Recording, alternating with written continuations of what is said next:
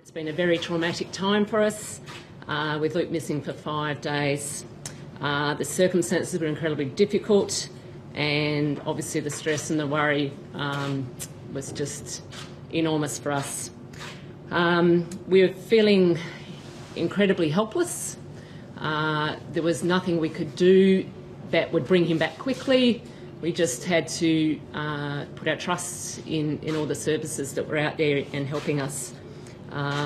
I guess the length of time that Luke was in the bush, particularly with no concrete evidence and sightings, really made it incredibly harder than we might have ever imagined. We wish to publicly thank everyone for their overwhelming support, and we're extremely grateful to all the local and Victorian police force, the SES and the volunteer CFA brigades. And a huge thanks also to the ambulance officers, the Bush Rescue Squad, who were fantastic, the Parks Rangers who took it seriously from commencement, rather than thinking it was a false alarm, the detectives and the Search and Rescue Squad for their just for the detail that they were after to try and locate Luke. We're appreciative of all the staff, the Royal Children's Hospital and Alexandra Hospital, and we admire everyone's professionalism, their determination and commitment in finding Luke, and the thought and care given to his needs and well-being when he was rescued. We were acutely aware, I guess, of the thousands of prayers and so on that not only were we told about them, I guess we felt them. The prayers ultimately were expressing not only from family and friends, but people we didn't know, communities way beyond what we would have ever imagined would become involved. The fact that they shared those prayers with us, and ultimately their hope was that Luke would be found alive. As time went on, we found it really difficult to keep our own hopes up, particularly as the first 3.5, 4 days, there was just nothing to run with. But people's prayers were answered, and for that we're incredibly grateful that people put the time in, especially over the Easter weekend, gave up their own time in order to help with the search for Luke. We particularly want to especially thank our family and friends and school communities and church congregations, obviously our own, but many of whom we don't have any personal connection, but those people and all the volunteers just put an incredible amount of time and energy and willingness to support us in so many ways, practical ways, emotional support, just everything, and the prayer support. To have such support coming from all across Victoria and even further around Australia, we were just overwhelmed by it. It was just something that we were immensely grateful for at the low times, and obviously very much when Luke was found. But yeah, just our immense thanks to all who had any involvement whatsoever. We're looking forward to Luke's continued improvement after such a stressful and traumatic time for him, and also for us and our families. And we're just glad, and we just think he's a very resilient boy. Yeah. He's, I guess, just showing a side of him that we knew was there, but just his resilience, I think, has just blown us away. And as I said, as the time went on, and for us to hope as his parents that he would be found alive was getting harder. To have such an amazing outcome it's hard to even express it into words. I don't know what more to say. You must be so amazed at his survival skills. I'm wondering what more you know about his experience over those few days. That's something that we've, since he was found, we just go, if only we could have a snapshot of what his time out there in the bush was like.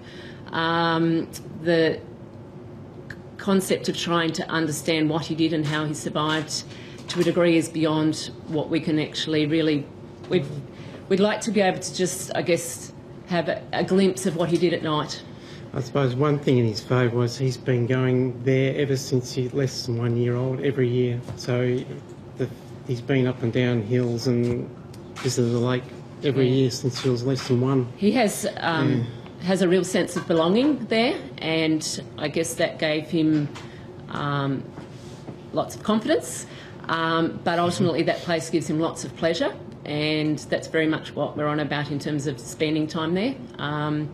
How he survived, I guess really it's between people's prayers, praying for his survival, and that resilience that, sometimes we don't give our kids enough credit for their resilience, but he sure showed us. Yeah. Well, even drinking water, if he was able We don't know. We don't know We really can't answer that. We could guess that he probably didn't actually have any water, but we don't know. The rain may have helped, but it also meant the situation where you were getting very cold. Rachel, can you take me back to the moment when Luke came from that spur in the company of all those rescuers and that kiss on the forehead that you gave him? Yeah. What was going through your mind at that point?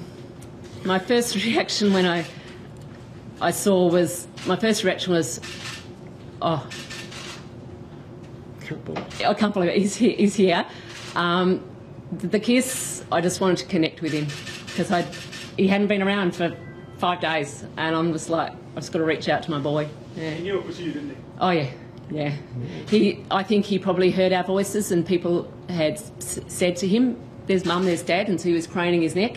But we just wanted to connect with him. Yeah. Before that, can you take us back to the moment when you both learned that he was in fact not just found but safe?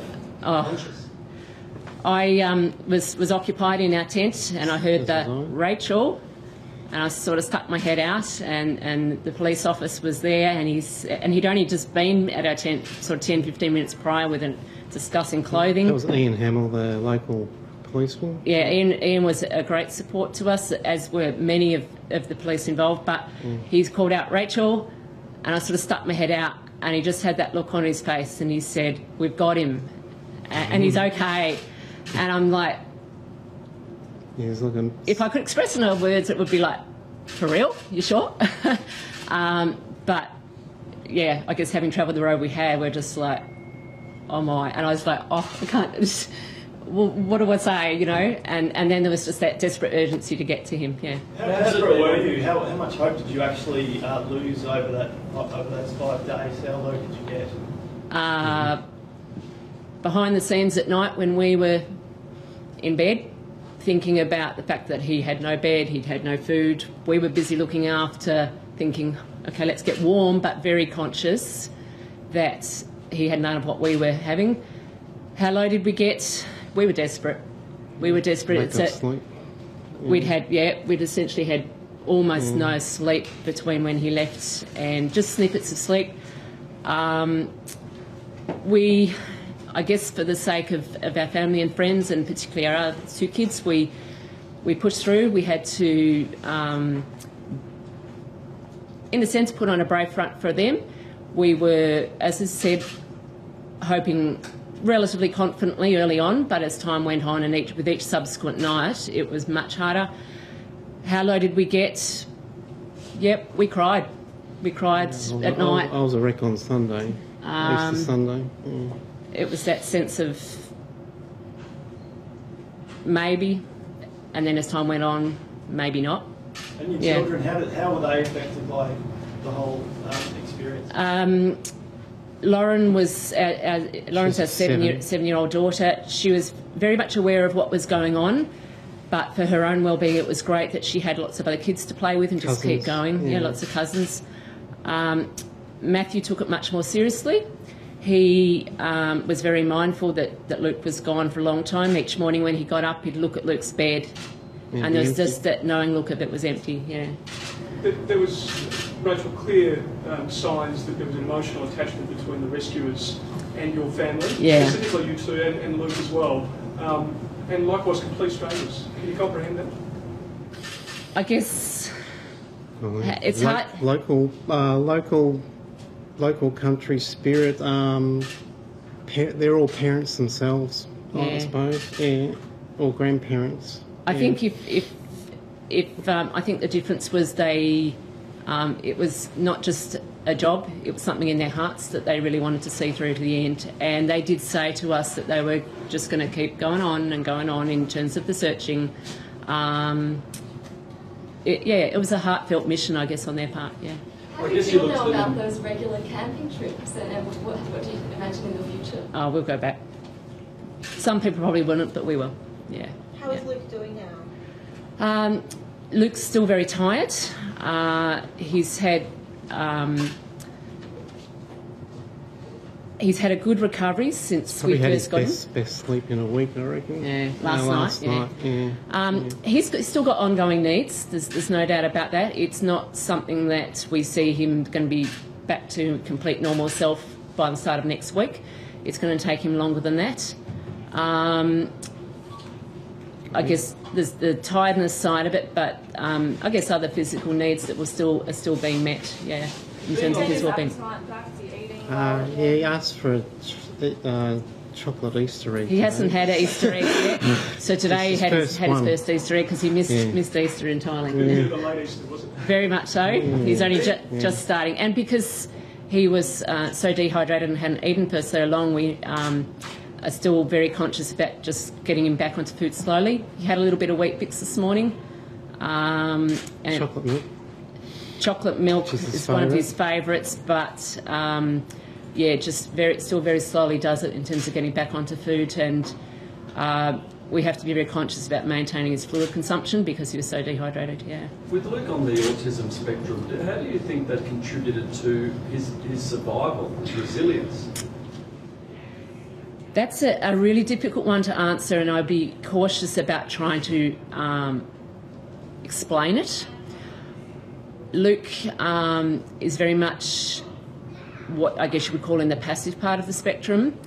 That, I guess, attributes to his more relaxed, cruisy approach to life in general. In that sense, I think, I guess in what we've thought about and talked amongst ourselves, that the fact that he doesn't panic. High pain threshold. Yeah, but he doesn't panic, so he didn't sort of spin out of fear and stress. And I think in that sense that the ability to just keep going and